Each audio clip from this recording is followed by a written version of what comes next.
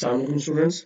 Last lecture में हमने equation of state जो है वो फाइंड आउट की एक ऐसे सिस्टम के लिए जहाँ पे हमारे पास n non interacting molecules which are present in some volume v। उसके लिए हमने देखा कि इक्वेशन ऑफ स्टेट जो है that is the equation of state of an ideal gas है जो कि P is equals to n kBT है। And then we consider another system जिसमें हमने एक मॉडल लिया स्पिन्स का, that is model of spins on a lattice, जिसमें हमने n डिफरेंट स्पिन्स कंसिडर की, जो कि जिनकी स्पिन हाफ थी और मैग्नेटिक मोमेंट जो है वो म्यू था। And these spins are placed in a magnetic field B which is applied along the z axis. So when we know that when a spin is when a magnetic field is applied, the spin can either point up or point down.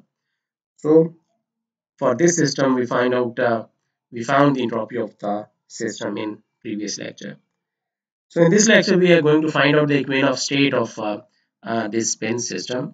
And क्योंकि spin system है लिहाजा जो macroscopic state variables हैं, state variable of interest for a spin system will be the magnetization of the system. So this is the expression of entropy that we calculated for this spin system, and now we are going to find out the magnetization of this system. So the equation of state for a spin system made up of n non-interacting spin half particles in magnetic field B will be m is equal to mu n1 minus n2 divided by V, which is known as the magnetization of this spin system. Magnetization is basically defined as the magnetic moment per unit volume. So here in this case, the magnetic moment will be the net magnetic moment of all the spins. Net magnetic moment क्यों है?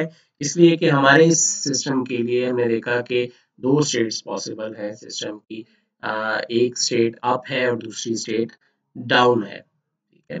और n1 ऐसे particles हैं जिनकी state up है और n2 ऐसे particles हैं जिनकी स्पिन डाउन है। लिहाजा अगर आपने net magnetic moment find out करनी है तो आपको अप मैग्नेटिक मोमेंट्स में से नेट डाउन मैग्नेटिक मोमेंट्स जो है उनको सब्ट्रैक्ट करना पड़ेगा, और हर मैग्नेटिक मोमेंट जो है उसकी जो वैल्यू है हर स्पिन की मैग्नेटिक मोमेंट की वो म्यू है। तो the net magnetic moment should be equal to mu times n1 minus n2, where n1 is the number of up spin and n2 is the number of down spin, whereas the magnetization of this system will be equal to net magnetic moment per unit volume. So, and this should be equal to mu n divided by v into tan hyperbolic of mu b over kbt. तो हमें ये prove करना है कि जो magnetisation है of system by using statistical ideas वो बराबर होती है इस एक्सप्रेशन के। तो जिसके लिए हमें क्या करना पड़ेगा कि हमें पहले एक्सप्रेशन फाइंड आउट करने पड़ेंगे। M U is constant fix, V भी फिक्स है आपके पास, जिसका मतलब है कि आपने n1 माइनस n2 का डिफरेंस जो है वो कैलकुलेट करना है, and that this will help you out to find out this equation. So now let's start and find n1 minus n2. So equation of state find out करने के लिए आप क्या करते हैं कि हमेशा आप use this expression 1 over t partial s by partial u at constant volume. Entropy जो है आप स्पिन सिस्टम के लिए पहले से ही कैलकुलेट कर चुके हैं। वो एंट्रोपी के एक्सप्रेशन आप निकालेंगे and you will divide differentiate it with respect to U, and you will solve it and you will have the equation of state for this spin system, ठीक है। लेकिन पहले आप ने जो एंट्रोपी एक्सप्रेशन फाइंड आउट किया है उसको in terms of u आपको कन्वर्ट करना पड़ेगा, and then you can solve this equation. So now let's move forward.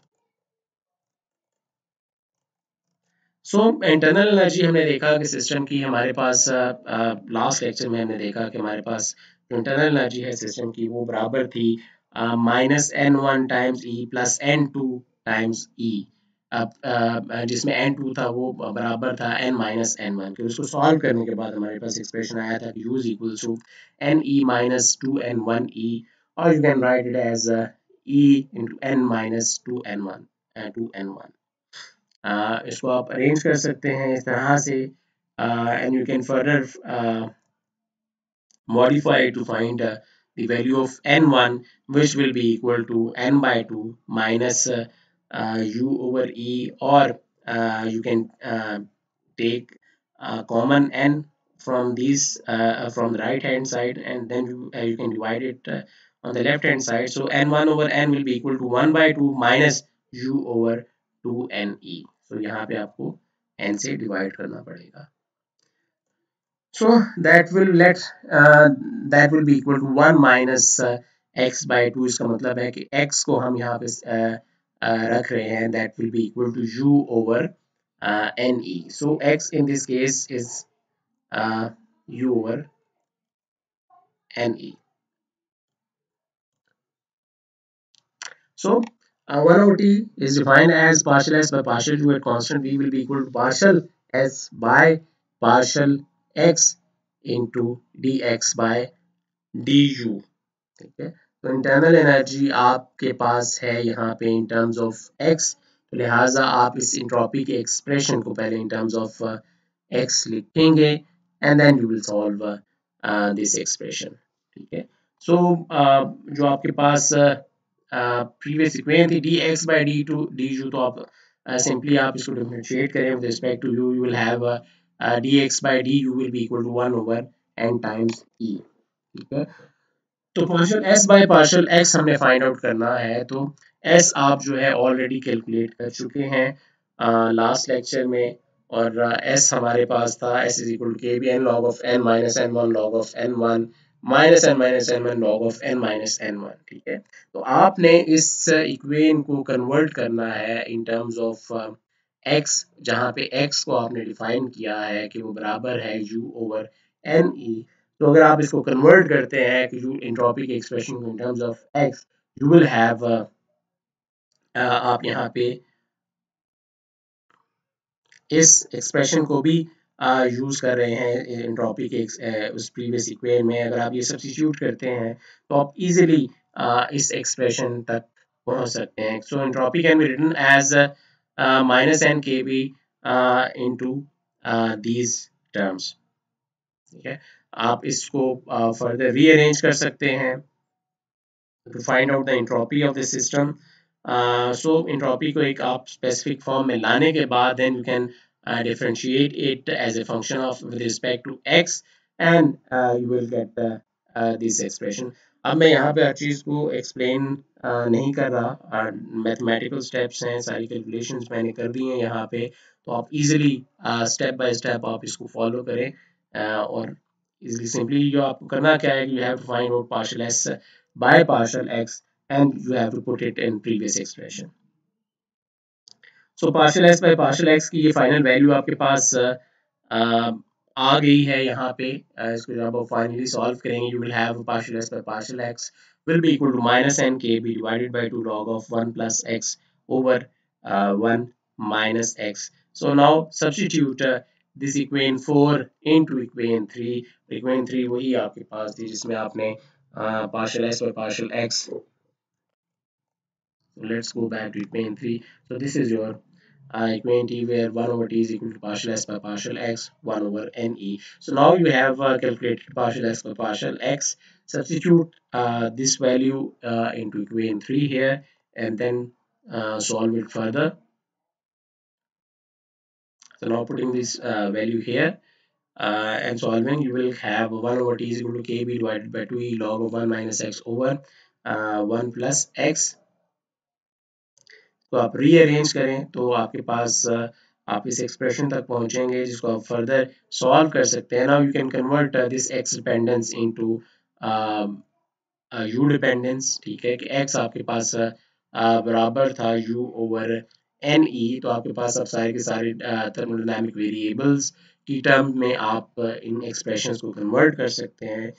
So ultimately you will reach this expression which is 1 minus exponential 2e over kbt or 1 plus exponential 2e over kbt is equals to x which is u over ne. ठीक है, और यहाँ से हम क्या कर सकते हैं कि हमें पता है कि tan हाइपरबोलिक x जो है वो बराबर होता है exponential x minus X over exponential x plus exponential minus X. तो यहाँ से आप क्या कर सकते हैं कि you can take exponential x common आप इसको लें तो आपके पास ये बन जाएगा 1 minus exponential minus 2x over 1 plus exponential minus 2x, ठीक है, and this is equals to tan hyperbolic 2x।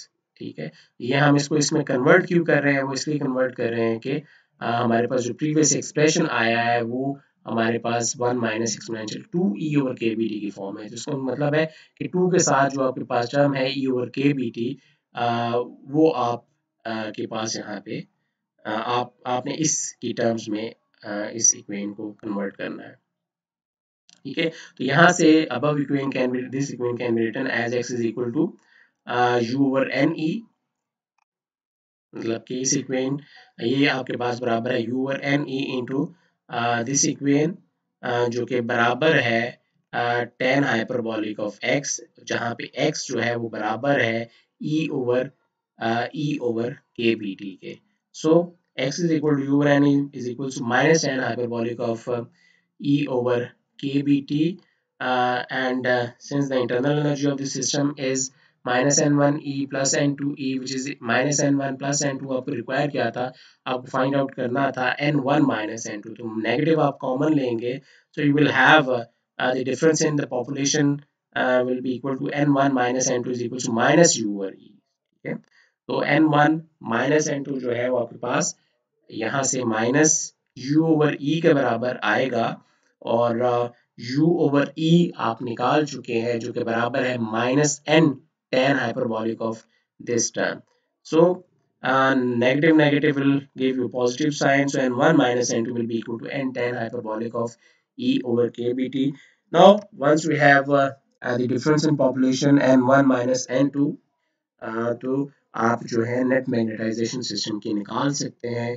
Simply multiply this net population with the magnetic moment, you will find the total magnetic moment of the system, and इसको आप जब divide करते हैं volume के साथ, you have the magnetization of this spin system। So this is the equation of state of for this is the equation of state for the magnetization of the system, made up of non-interacting spin Hall particles present in a magnetic field B।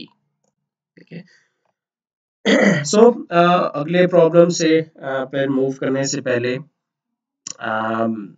String approximation चले यहाँ पे discuss कर लेते हैं। String approximation मैंने आपको बताया कि जब आपके पास n बहुत लार्ज होता है तो ऐसे नंबर्स को अप्रोक्सीमेट करने के लिए, ऐसे फैक्टोरियल्स को अप्रोक्सीमेट करने के लिए आप स्ट्रिंग अप्रोक्सीमेशन यूज करते हैं, जो कि बराबर है log of n factorial is equal to n log of n minus n। और ये ऐसी अप्रोक्सीमेशन है जो कि आप इस कोर्स में बहुत फ्रीक्वेंटली जो है वो यूज करेंगे। तो हमें पता है कि जैसे मैंने पहले कहा कि लार्ज नंबर्स को अप्रोक्सीमेट कैलकुलेट करना बहुत मुश्किल होता है, तो जब n बहुत लार्ज होगा तो how you can find out this n factorial. ठीक है, तो यहाँ पे हमें पता है कि 100 फैक्टोरियल हमारे पास बराबर है 100 times 99 times 98 up to 2 into 1।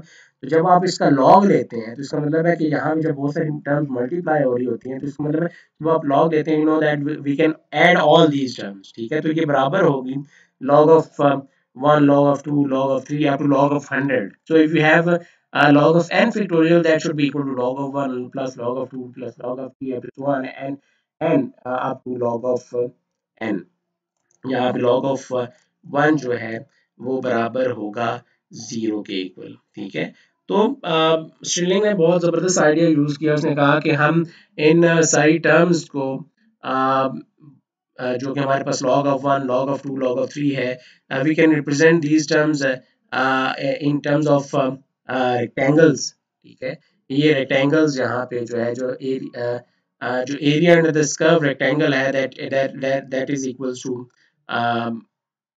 the log of 1, because जो इंटरवल है वो बेसिकली आपके पास यहाँ पे 1 है, तो हर रेक्टेंगल यहाँ पे जो उसकी पीक वैल्यू है that is equals to log of 1 and this is log of 2 and log of 3 and so on।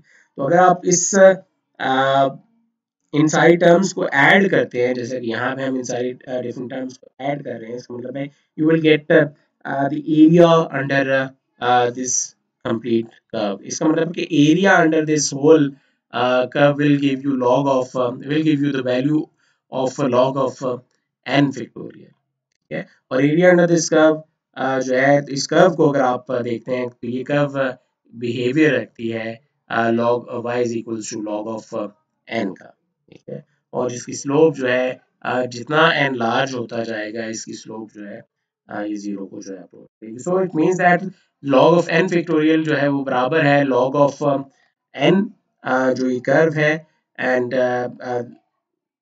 जितने आप स्मॉल इंटरवल्स में आप इसको डिवाइड कर सकते हैं। So log of n I will be equal to where I will be equal to from 1 to n। You can also take the continuous case। तो इसका मतलब है कि आप इस अगर इंटीग्रल को सॉल्व करते हैं तो you can find the value of log of n factorial, and this can be simply find out by using integration by parts, जिसको हम formula you have this formula u of dv is equal to uv minus u into v into du integral.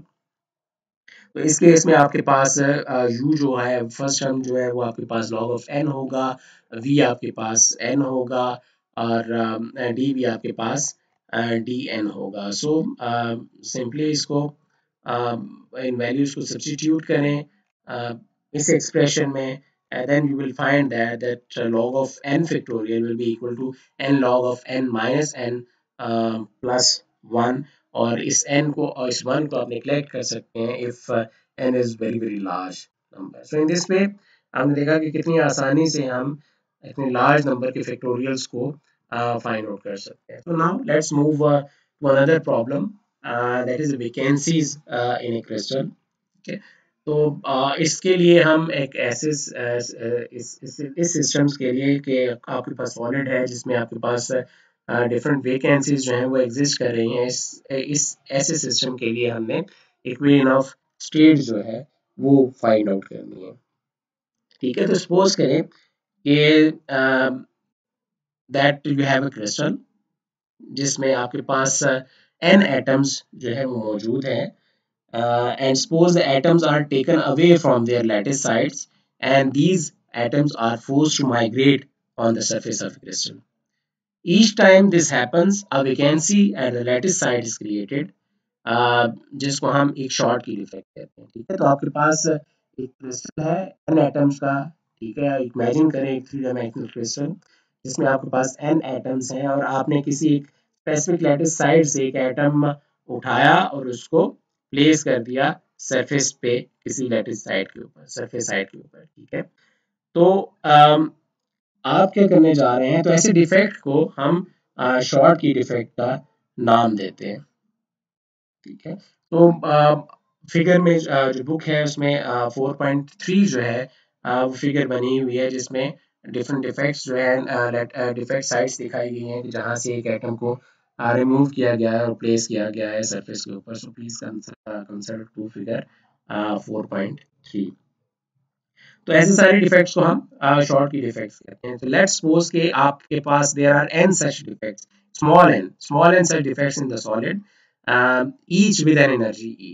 ठीक है, तो अगर आपके पास हर एक की energy E है, आपके पास n वैकेंसीज हैं, तो टोटल एनर्जी जो सिस्टम की होगी that will be equal to n times E। ठीक है, तो लिहाजा इस केस में हम क्वांटम स्टेट्स को किस तरह से डिफाइन कर सकते हैं। The quantum state of the system can be defined by the position of these vacancies in the crystal. ठीक है, लेट द यानी हम अब क्वांटम स्टेट ऐसे सिस्टम की हम कैसे डिफाइन कर सकते हैं। ठीक है, हम डिफाइन कर सकते हैं कि किन किन लैटिस साइड्स के ऊपर जो है ये वैकेंसीज क्रिएट हुई हैं। लेट्स सपोज मैं कहूँ कि 7th एटम है उसको हमने उठा के जो है वो सरफेस पे प्लेस कर दिया है, फिर 15वां एटम है उसको उठा के सरफेस पे प्लेस कर दिया है, 20वां एटम है उसको सरफेस पे उठा के प्लेस कर दिया है। तो मैं एक इसका मतलब है मैं एक स्टेट अब डिफाइन कर सकता हूँ कि 7 15 20 सो ऑन, ये हमारे पास एक सिस्टम की स्टेट है। तो इस तरह से बहुत सारी क्वांटम स्टेट्स जो हैं इन वैकेंसीज के लिए आप जो है बना सकते हैं। ठीक है, तो आपने क्या करना है, ऐसे सिस्टम के इक्वेशन ऑफ स्टेट निकालनी है जहाँ पे वही एक्सप्रेशन यूज करेंगे 1/t partial s by partial u। तो इसका मतलब है कि you are going to find out the entropy of this system first entropy के लिए आप अगेन एक्सप्रेशन चूज करेंगे S इज इक्वल टू के बी लॉग ऑफ W, जहाँ पे आपको W जो है वो फाइंड आउट करना पड़ेगा। W बेसिकली यहाँ पे होगा कि कितने तरीकों से आप इन वैकेंसीज को जो कि आपने रैंडमली क्रिएट की हैं किसी भी एक सॉलिड के अंदर, उनको डिस्ट्रीब्यूट कर सकते हैं इस सॉलिड के अंदर, ठीक है। So there are n atoms in the crystal and n vacancies arranged at random on n plus n lattice sides, ठीक है। तो अब आपके पास n plus n lattice sides हैं, ठीक है। तो जहां से आप एटम निकाल के सरफेस पे प्लेस कर रहे हैं, तो इसका मतलब है वहां पे जो वैकेंसी एग्जिस्ट कर रही है वहां पे लेटिस साइड तो मौजूद है। तो इसका मतलब है कि आपके पास now you have n plus n lattice sides. तो कितने तरीकों से आप वैकेंसीज अरेंज कर सकते हैं? Number of configuration of vacancies will be equal to n plus n Cn। n आपके पास नंबर ऑफ डिफेक्ट्स हैं, so this will be equal to n plus w will be equal to uh, n plus n factorial n plus n Cn, which is equal to n plus n factorial n plus n factorial divided by capital N factorial minus capital N factorial into small n factorial. So this is your W. So the entropy of defects is therefore S is equal to kb log of W, which is equal to kb log of this, which can be solved easily by using a Schelling approximation. तो यहाँ पे stealing approximation use करें तो आप इस equation को इसको solve कर सकते हैं, जहाँ पे log of n फैक्टोरियल जो है वो बराबर है n log of n minus n के, ठीक है। So use Stirling approximation and solve previous expression. You can have an expression for the entropy which will be equal to kb into n plus n log of n capital N plus n minus capital N log of n minus small n log of small n.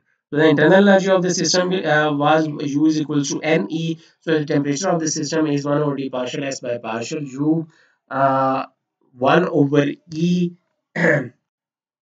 So यहाँ पे basically आपके पास जो entropy का expression आया है that is in terms of n। सो इसका मतलब है कि सॉरी आपके पास यहाँ पे जो इंटरनल एनर्जी है it depend it is a function of n। इसका मतलब है कि आप इस को कन्वर्ट करेंगे बल्कि u को आप पार्शियल इसका आप डेरिवेटिव लेंगे तो you will have e into partial n, ठीक है। सो आप यहाँ पे सब्स्टिट्यूट करेंगे इस इक्वेशन में, you will have 1 over e partial s by partial n at constant volumes. It means that you have to differentiate entropy as a function of with respect to small n, ठीक है। सो entropy का expression ये है आपके पास, इसको आप differentiate करें with respect to small n, you can easily solve it calculation यहाँ पे हुई है सारी, and you will ultimately get partial s by partial n is equal to log of n plus n over small n। आप substitute करें इसी expression को previous expression में, you will have 1 over e into kb log of n plus n over small n, and ultimately you will have n over n equals 1 over exponential e over kbt minus 1. So one thing to remember is that n over n should be less than 1, ठीक है। कि आपके पास जो number of vacancies हैं solid के अंदर वो total number of atoms के कंपैरेटिवली बहुत कम होनी चाहिए। तो नंबर ऑफ वैकेंसीज जो कि डिफेक्ट्स होते हैं सिस्टम के अंदर वो बहुत ज़्यादा है, तो इसका मतलब है कि आपका जो सॉलिड है वो कोलैप्स कर सकता है, ठीक है। तो it means that n over n should be less than 1। सो एक अगर आप रूम टेम्परेचर पे बात करें किसी सॉलिड के लिए और एट 1 इलेक्ट्रॉन वोल्ट, तो अगर आप ये रेशो कैलकुलेट करते हैं, so this ratio is around 10 raised power minus 17। इसका मतलब है कि there are relatively very few vacancies in the solid at room temperature.